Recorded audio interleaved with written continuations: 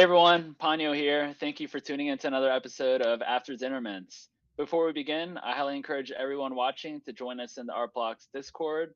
A link to our Discord can be found in the description of this video. As always, make sure you like, comment, and subscribe to our YouTube channel so you don't miss an episode of our weekly show. And now I want to introduce our guest for this afternoon. We have COO and Art Blocks collector, 0xHouston. Hey Ponyo, how are you? I'm doing well. How are you doing? I'm doing fantastic, thank you.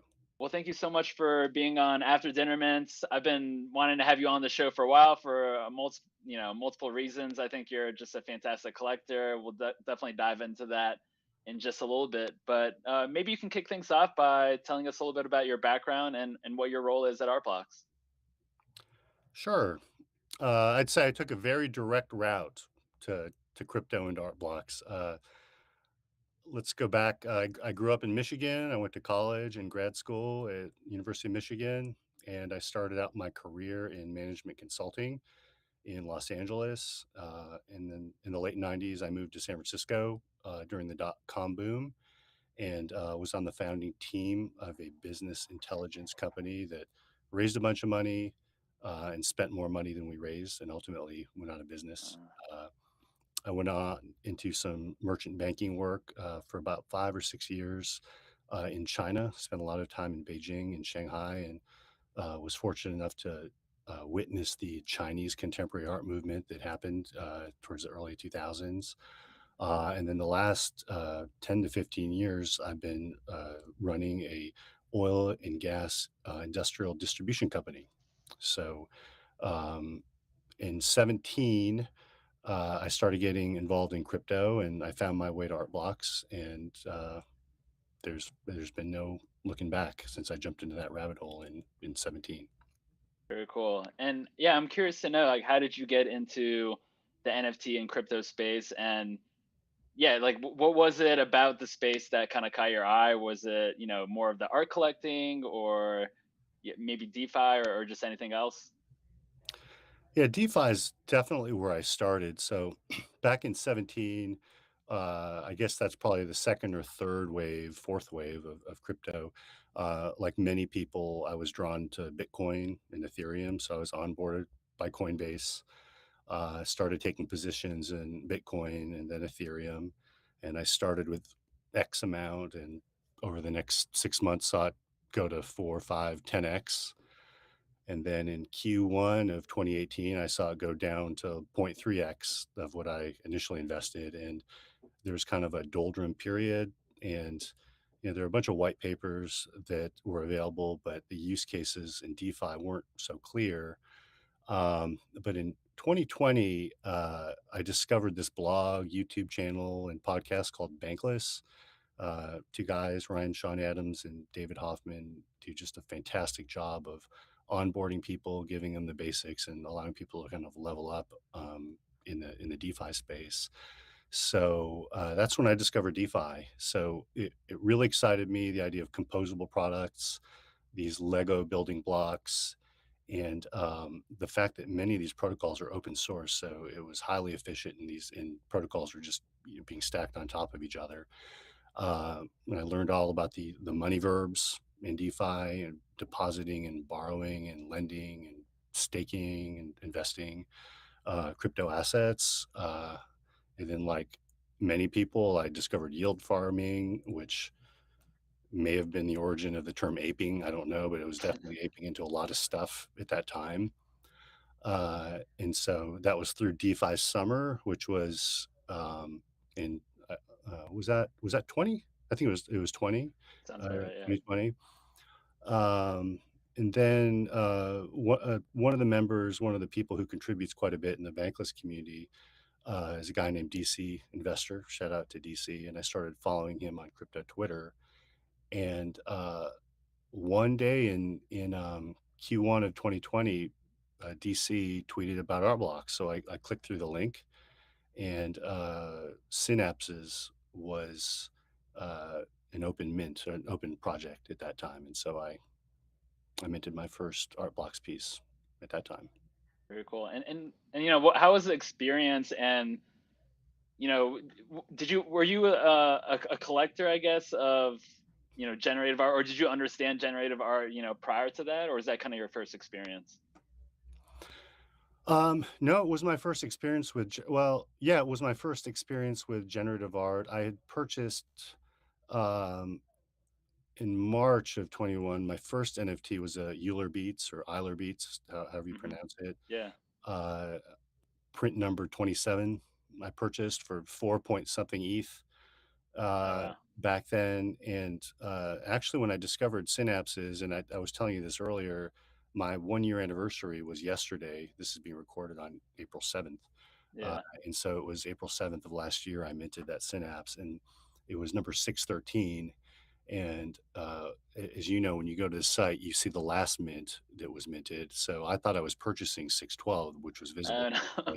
I I clicked I clicked on purchase, and a different NFT came up, and so I figured out, okay, this is what's happening. It's generating. This is pretty cool. And so then I clicked it again and bought a second one.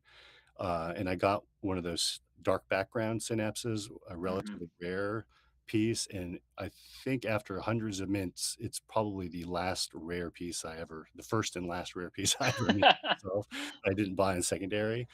Um, so that was the first experience. And then that was my journey, the beginning of my journey with art blocks, and it's been a full-time hobby and then now a full-time profession ever since.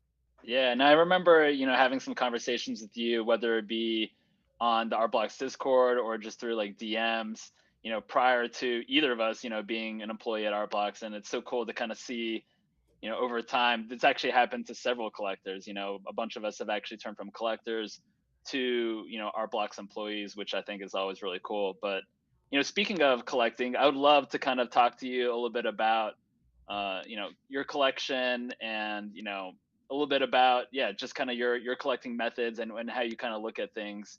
Yeah, I know you have a gallery pulled up, which we'll talk about in just a second, but I'm curious to know, like, how long have you been collecting? Was that so? Was Synapses, was that your very first NFT then, or was that just your first Well, art blocks the piece? Euler Beats Oh, the Euler Euler Beats Beats. was my first, and Got then it. I had, minted and purchased a couple of random NFTs, but, it was mostly prototyping and just learning about the space. Post DeFi summer, there just wasn't a whole lot to do, and I had all these positions staked and farming positions, and so I started looking into, NFTs as digital assets, and, um, so that was the beginning of the journey, and prior to that, as a collector, you know, my family, we've purchased, a lot of photographs. My wife is a jeweler and gemologist, and so we've been going to the Tucson Gem Show for over a decade, and so we do collect gemstones and minerals and fossils and all sorts of objects like that, and so collecting has always kind of been around, and my father-in-law also is a, collector of pre-Columbian jades and, archaic Chinese jades, and so, it's just fun, and so NFT collecting became very natural, I think. Very Uh, cool. And I'm actually there curious, does your family help out with the actual collecting? Do you get their advice, or do you have them, look through some of the projects and help you pick out something that maybe, you want to share as a family? we've done that. I have 2 daughters, and they've looked at pieces that they've liked. My wife likes certain pieces, and the honest truth is we all like different stuff, and it has led to a lot of conflict in terms of what we're gonna buy. And, I've referred to, like, degenning and aping. I tend to sometimes I get into some pretty crazy projects that are probably more, um, collectibles and more, just historical relics, things that I think are gonna be important historical relics on Mhm. the blockchain than just pure art, and I think, the rest of my family is more, purely, for the art and liking the way things look and makes them feel. Yeah. And so do they have their own separate wallets, or do you have like a family wallet? Like, how does that? Yeah, well, so I've created some wallets for my daughters that they don't know about yet, but I'm Oh, sure if that's they're gonna nice. watch this, now they're gonna be asking about them. And so, there's some NFTs like flowers and that kind of project in there. And so, Cool. I've been trying to get them interested, especially they both play Roblox or Minecraft, and so I'm trying to get them interested in some metaversal games where they can actually put their all those playing hours to work. But so far, no good. They just see it's crypto, and that sounds boring to them. Yeah. Okay, cool. And yeah, maybe we can just take a look at your gallery. You can walk us through a couple of your pieces. I know you have a really nice, gold collection from Paper Armada, and yeah, I would just love to kind of dive into that. Sure. Let's let me jump over on the screen. So uh, April of 21 was when I minted my first piece, which was a Synapse, and it took me about a month of rooting around on the site before I discovered Paper Armadas, which are these spaceships that you can see here. And so I started minting a couple of them. That's when I first met Eric online as well, because he was aping into 5 and 10 at a time, and I felt like I was competing with him for mints. And so, uh, I really had this goal. I really wanted one of these motherships. They're the large, this piece right here is a mothership. So it took me 10 or 15 minutes, and finally I got a mothership. It was actually a different palette. It was the wine gum palette. And so I thought that my job was done until I started talking to people in the Discord community, and a couple of the members were talking about, well, now you have to get a full palette, and you have to get a collection of one of every type of ship in order to complete the collection. And so um, I picked this Delphi palette mothership, and I started building around it. With the carriers and the troopers, and was able to put this Delphi collection together. So I'm really excited.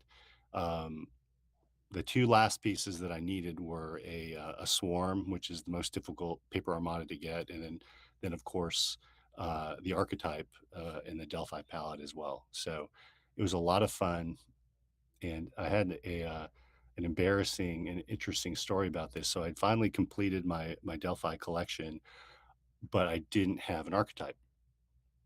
And so I DM'd Jello Golid, who's the artist who did this. And I said, yeah, I'm really trying to match an archetype. Could you tell me what palette and archetype would work best with the Delphi paper armadas that I put together?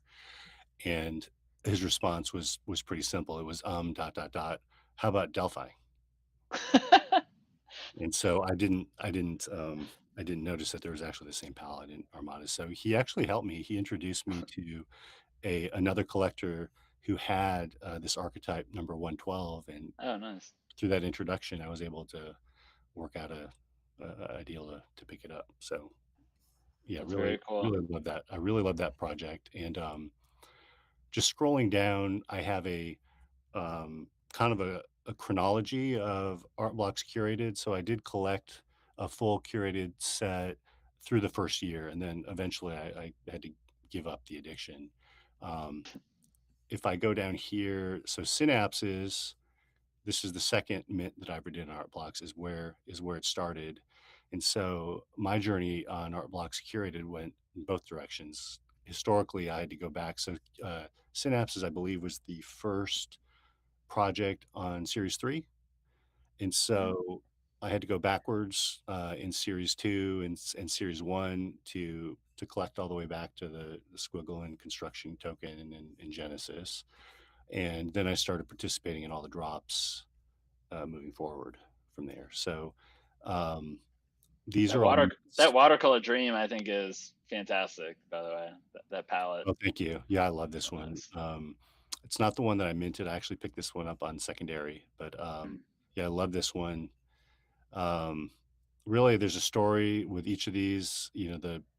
This is about the time when the gas war started. It became really difficult. Actually, that's not true. It was probably subscapes.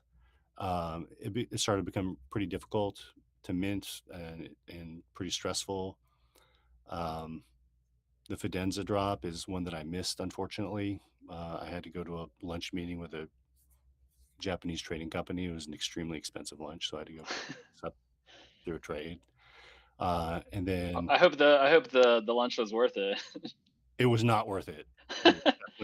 It was definitely not worth it. In fact, I traded, one of our community members, Westophilopoulos, Oh and, yeah. I forgot to show you this. Let me jump over here.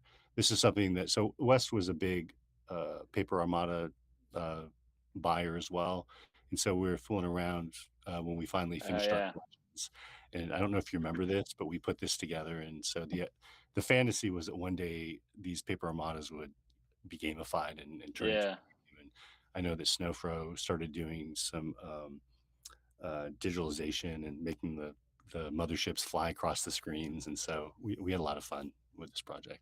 That's what made me buy paper Armadas. I saw that little video that Snowfro made about just like just literally moving across the screen on one of these like metaverses, and I was like, yeah, that'd be really cool actually. And then I started just, I mean, I think a couple days later is when things just started getting like absolutely wild. That was probably sometime in July, maybe early August, but yeah, that was Yeah, wild times. might have been before July, June, July, but yeah, if we Yeah. could I don't know, is that on our Discord? Could we if we can find a link to that Oh, video? I'm sure we can. Yeah, hundred Yeah, let's percent, definitely do that and put it in the show notes. I think it'd be definitely. for people to see.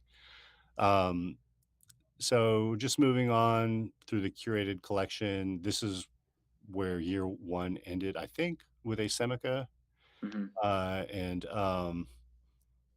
down below, I put a couple of just my curated pieces. This is my Alexandre triptych, um, that I slowly put together over time. I minted void number 10, and, I picked the Obisera up, and then finally the Messengers piece up, on secondary, and interestingly enough, this middle one isn't a Miami. I put Miami in quotes here. This is, I think, a peach palette, but Works it out well. and, in fact, I had a space waiting for a messenger on this gallery, and, a member of the community saw that this is a piece that really made sense, and so and I'm gonna have to, um, look it up and just send you a text and a shout out, later, but, this member picked this up for me and said, "I'll hold it for you, because I don't want someone to take it before you get it," and so I ended up buying it from that member of the community, the next day, which is Very great. cool. Um Here's the 24 hours. Thanks so much to the benefactor, whoever that benefactor is. This is just a wonderful piece, and I feel lucky that it kind of matches with um, my triptych up here as Do you well. want to tell people quickly about just like what 24 hours is? Because I think it's such a really cool story.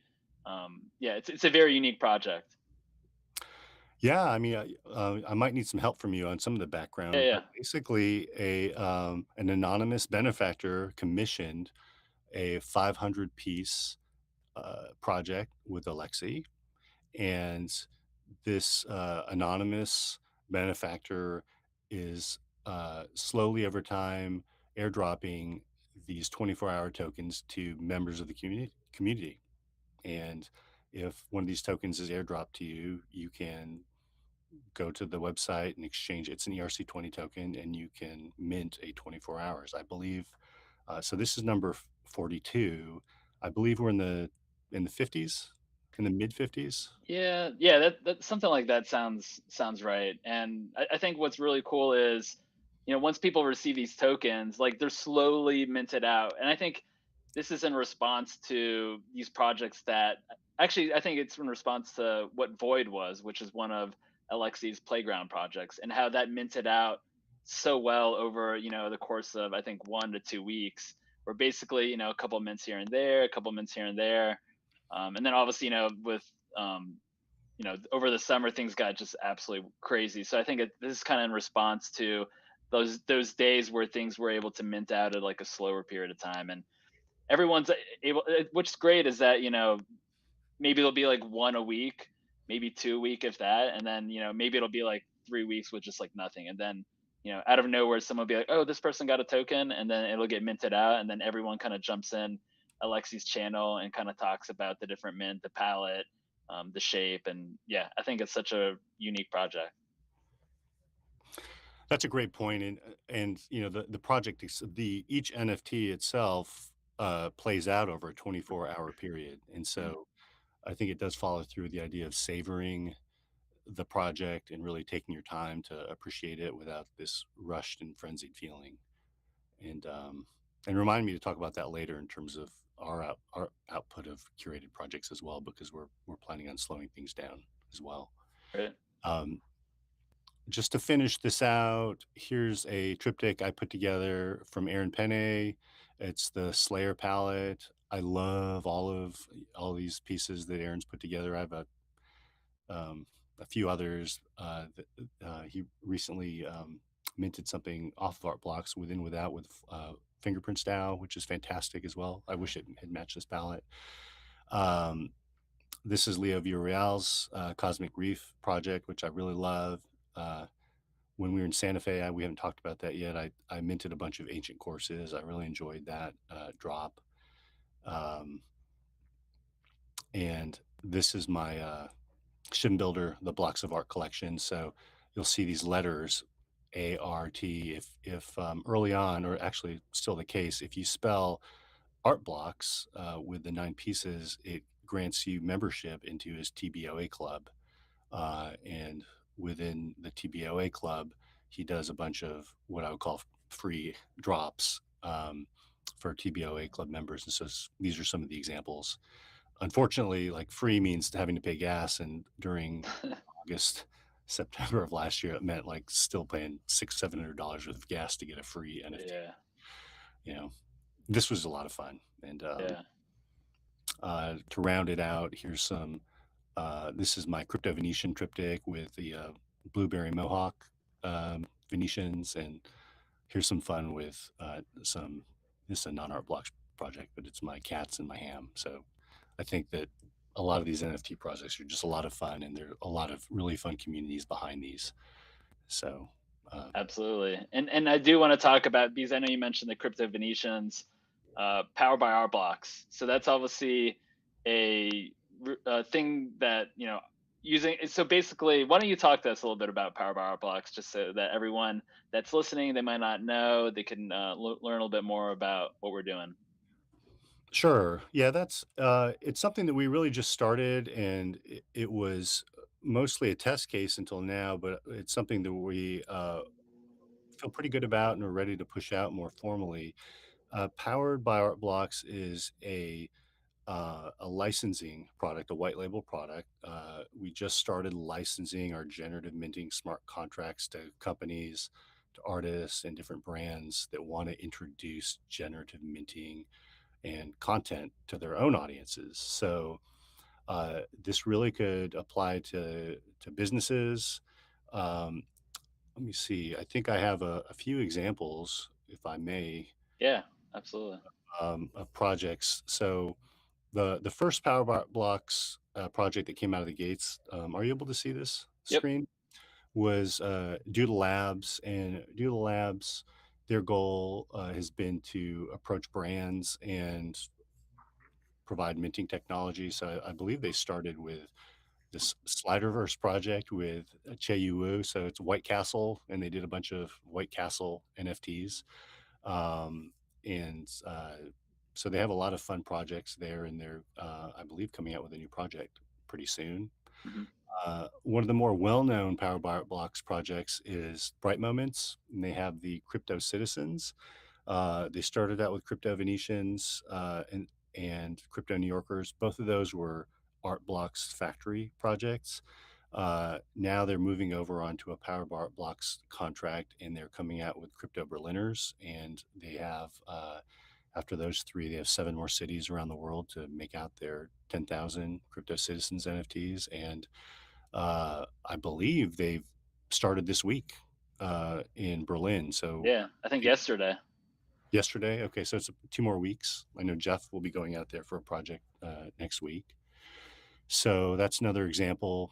Uh, we have the Flamingo DAO has put out a project called Flutter, and they've put out some fantastic art projects over the last 3-4 months. Uh, and then we have a project that is public but not yet launched by Hideo called Legends of Mediterra, which is a gamified Power by Art Blocks project, and I'm very curious to see how this works out. Uh, this is his website, and there's a Discord community as well at the bottom if people are interested. I don't think any of the game mechanics have been published, but I think that it's imminent in the next couple weeks. So it's a lot of fun. I think that's super exciting just to see like the variety. You have like the art. It looks like there's some games. Who can apply for Power Bar Blocks, and what are the requirements for people to use this underlying Art Blocks technology? Really, anybody can. It's oops, sorry about that. Anybody can apply. Right now, we are looking. Let me get it to something here. Right now, we are looking at different industry verticals. So we're investigating sports, the sports industry, gaming companies, um, fashion companies, media companies, and of course, artists can do this. So it just requires at this point the ability to have your own front end. And we provide the smart contracts open source, and we help with deployment on both Ropsten and mainnet. I actually came here. I skipped over plottables. It's another Oh really yeah. one. Uh, for those that are familiar with pen plotting, plottables is it's a bunch of projects that are um, both NFTs and provide instructions on to pen plotters on creating physical art. And so I think it's a really neat concept, and I hope they continue on with this kind of from digital to real world art application. Yeah, I'm hoping to have them. I mean, we haven't like confirmed anything, but I've been talking to Matt, who's behind Plottables, hopefully doing something in Marfa later on this year, as part of our like annual event. So gonna work on that. I know Matt's interested. I think that'd be really cool to have, some physical pieces out in the world, like you said. Yeah, it's a lot of fun, and just to spark imagination. One of the things that Snowfro uh, and I talked about that when we very first met was, outside of art, and art blocks is art focused and art forward. With power bar blocks, it doesn't need to be. We're not going to be held by the same rules in terms of referential libraries. So with art blocks, we I believe it's restricted to one reference library for the curated pieces. That may not be the case with power bar blocks, and if and when we get an L2 deployment, it will open it up to the ability to mint higher volumes with lower transaction fees. So imagine generative T-shirts. Imagine going to IKEA and doing a generative design for a piece of furniture or a table or something like that. And so the sky's the limit, and we're really excited to open this up and allow other companies and people to bring their creative ideas to our generative platform. Very cool. Yeah, I think it's super exciting, and I think over the next, year, a couple years, I think we're just going to see a lot of different companies and businesses, take on this generative, element to, whatever they're creating. So I think that's super cool. And who can people contact if they have any questions regarding Power Bar Blocks? If you're in our Discord, you can reach out to me. You can reach out to Temple, or you can reach out to Druid. Also, you can send an email to info@artblocks.io. Any of those will work. Great. If you could, if you wouldn't mind dropping those in the show notes for people, that would be awesome. Absolutely. Yeah, we'll definitely have that on there. No problem. Um, yeah, I think Power Bar Blocks is really cool. Is there anything else you wanted to add before we move on? Oh, no, we're putting together some marketing material. It'll probably be the next couple months before we have anything that's very polished, but the projects are starting, and yeah, we're excited to hear from people. If anyone has ideas, please reach out. Great. Appreciate that. So I kind of want to move on and talk a little bit about, one of the things I find so important in this space is education. As far as educating people about NFTs, crypto, like a lot of people just don't know how to do anything. It's super complicated right now. I think there's just a lot of barriers. What has been the most effective way for you to describe what Artblocks is doing in this space to someone with no knowledge about NFTs at all? Um, it kind of depends on the audience and the technical interest and level, but um, I would say from an emotional level, I think that I try to tell people that we're making an earnest effort to create meaningful art and to evolve art, and it's not about um, flipping digital assets. And art blocks is here for the long run. And I think that it's been um, a real struggle trying to balance the ethos of the degen aping movement, which quite frankly I'm part of as well, buying things and that sort of thing, with the long term vision for what we're doing. Um, so what has really struck a chord, and I don't know if this will manifest or not, but if we're successful, 2021 will have been the first year of the on-chain generative art period, where we saw in the late 1800s there's the impressionistic period of art, and we had cubism and art deco period, Bauhaus movement in the early 1900s, pop art with Warhol in the 50s and 60s, and more recently contemporary arts. And so i'm really I really feel that with the advent of generative art and the blockchain coming together, visual artists finally have a way to create a long lasting financial reward for themselves, and um, the same way that performance artists currently see royalties, and basically show transactions that are permanent. We can show clear ownership and provenance, and I think it's just a fantastic step forward in the evolution of art. So I think that's something that people understand, and it's outside of cryptographic terms. It's outside of having to talk about hardware wallets and security and ETH and gas fees and all of the difficulties with the tech. Eventually, the tech will fade to the background. I'm hoping we'll figure out easier ways to make this stuff happen. I think L2 will have a big piece in that and bringing transaction fees down. And eventually it'll just be about this new form of art.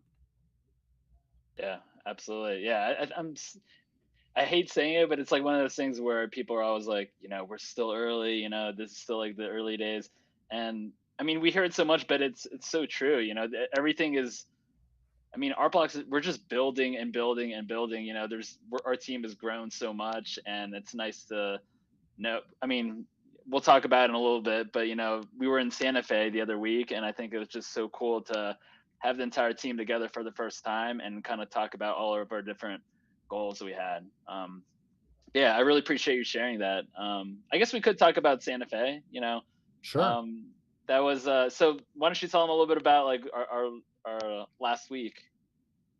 Sure. Well, we we are a remote company, so we have employees in the Pacific Northwest, in California, in New York, Texas, Colorado, and our plan is for twice a year uh, to host a work week. This time we picked Santa Fe, uh, and so we flew everybody, or some people drove to Santa Fe 2 weeks ago to work together for a week. So we all holed up at a hotel. We got to know each other. We got to get a lot of work done. We rolled out some new management principles. And I think overall we had a lot of fun. Um, I would ask you, Ponyo, what was your experience like in Santa Fe? Yeah, I mean, no one obviously knows this outside of our work week, but yeah, it was just a little bit of it was a different week for myself. I ended up getting in a little bit of a car accident and then getting COVID the very next day. So, not the most ideal, experience, but I was so good to just, obviously meet up with everyone and connect with people. And yeah, I don't know. I think a lot of it just has so many different backgrounds and ideas. And it was nice to just get together, even though I was just doing it remotely from my hotel room. But, it was cool just for like a couple hours, even though I was only able to meet with people, for just a little bit. Yeah, I thought it was such a cool experience, and I look forward to meeting up with people again, either in Marfa or whatever city we choose next. Well, I enjoyed having breakfast with you on Monday when you were sick. Yeah. would like to tell everybody we all felt so bad for you having to quarantine on the second day, really the first day when stuff started. Yeah, when people, yeah. Yeah. People were bringing food up to your room and sliding cards under your door and everything. So we were thinking about you, and really sorry that all happened to you. It was a nightmare. Hopefully, we can laugh about it now. But Yeah, yeah, it's in the past, but as you mentioned, everyone on the team, specifically Patrick, Heather, Hannah, Kate, yourself. I mean, Eric, Jeff, everyone was just super kind, and Rockland, everyone was just super kind, checking in on me, like you said, bringing food to the room. And I don't know, I don't know, I was obviously really disappointed, but at the same time I was able to connect remotely and still partake in some of these conversations and idea brainstorming sessions. So I still had a good time. This stuff happens. It could definitely be a lot worse, and onward and upward. we'll have fun next time. Yeah, yeah, absolutely. Apologize for not bringing a six pack up to your room. I feel Yeah, next time, maybe in Marfa, when we link up, hopefully later on this year. Speaking of Marfa and some of these different cities and places, can you tell us a little bit about some of the upcoming events this year where Art Blocks will have a presence? sure. Yeah, I counted them up, and I believe we have at least 10 events uh, slated that we're committed to between now and the end of the year, and that's pending any additional events. Coming up this week is the Expo Chicago with I'm Not Art. Unfortunately, I think we're recording this on April 8th. I think, Yeah, when is this going to show? The 20th? it'll be this up. Yeah, it'll be on the 20th of April. So. So this is a historical event now. Um, but starting today on April 20th is the Venice Biennale. Venice Biennale is a 7-month long event, but we are opening up at two separate galleries, two separate events in Venice. The first is Super Chief, and the second is the Decentral Art Pavilion. Both of those will be going from April 20 to 24. And I believe Jeff Davis should be there during those dates. Um, in May, at the beginning of May, we have the Marfa Invitational, and I think we just put something in on Discord um, with Cooper Jameson and Leo Villarreal. We are redoing the exhibit in the Marfa House, and really excited about that, bringing a bunch of screens in for that. In mid-May, I think it's May 19th, Eric will be at VCon with Gary V in Minneapolis. He'll be speaking and uh, doing some art events there. In June, we have Art Basel in Switzerland. We're still finalizing our activation there, but we will be there for over a week in June, I think the 9th to the 19th. Uh, in late June, we have NFT NYC. I think last year was November. This year they moved it to June. So we'll be there in one form or fashion at NFT NYC, and simultaneously, uh, Stevie P and Generative Art or Alex Upke are putting together this Token Art NYC exhibit that's going to be happening maybe in Brooklyn at the same time. So we will be participating with that as well. Um, in October, we have our now annual Marfa open house, well, where it'll be open to the public, and we're excited to have the Art Blocks community members make the pilgrimage to Marfa, the very long trip to Marfa. And then lastly, we haven't really finalized any details yet, but in December, it's back to Art Basel Miami, and we look forward to doing another event there as well. Very cool. Yeah, yeah. This is gonna be It's gonna be one of those years where it's April right now. I mean, before you know it, it'll be the end of the year, which is gonna feel like several years, as is crypto. That is the truth, and I think most likely we'll probably have a couple more events sprinkled in here and there. So it's a big year, and it's like you said, it's pretty dense. Yeah, absolutely. Well, I appreciate you being on. Is there anything else that you want to add before we wrap things up? Uh, Not really. I really appreciate the chance to come on. It's been so long. Uh, I think you've been doing this for about a year. I remember when it was just 20 or 30 people on a Discord audio channel when we Yeah, first did, yeah, and so you've done a really nice job on, putting together, and Luke, you as well, putting together yeah. such a nice thank you so much, both of you. Yeah. Well, yeah, it's definitely been a journey, and really enjoy putting the show together for people and talking with staff members, collectors, artists, and just like other notable people in the NFT community. So really appreciate you being on. And how can people reach you? Should they have any questions, whether it be about private art blocks, you as a collector, just like anything? Maybe they just want to reach out to you for whatever reason. Discord, my handle is 0xHouston. Obviously, it's on the title here. And then also email, through the info site, all that can get to me, but probably on Discord, that's the easiest way to do it. Great. Twitter also, 0xHouston on Twitter. I am 0xHouston on Twitter. Cool. Excellent. Well, we'll include all the information inside the show notes. Yeah, we'll include also the information about Paper Armada, and the link to Snowfro talking about that specific gamifying potential for Paper Armadas, which I think is really cool. But yeah, thank you again, 0xHouston, for being on After Dinner Mints. Got a couple news and notes for you. We have a weekly newsletter that gets delivered once a week with information on upcoming drops and generative art related news. You can find a link to the newsletter in the description of this YouTube video. In addition to that, we do have a Mentors and Makers show. It's a Twitter Spaces conversations, which are recorded in a podcast format as well. You can find that on Spotify, Google, all those major outlets.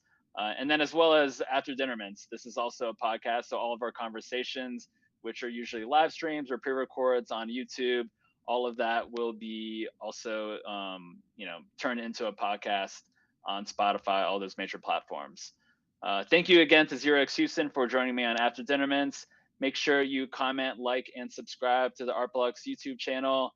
Be kind to each other, buy what you love, and we will see you all next week. Thanks again, everyone. Have a great day. Bye bye.